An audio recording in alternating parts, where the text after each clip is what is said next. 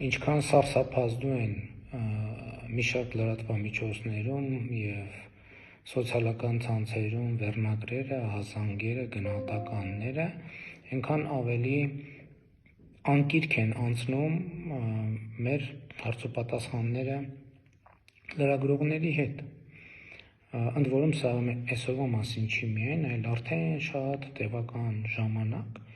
ինչ նշանակում է, որ սոցիալական ցանցերում և որոշ լրատվամիջոցներում բարձրացվող փոթորիկները իրենք պարզապես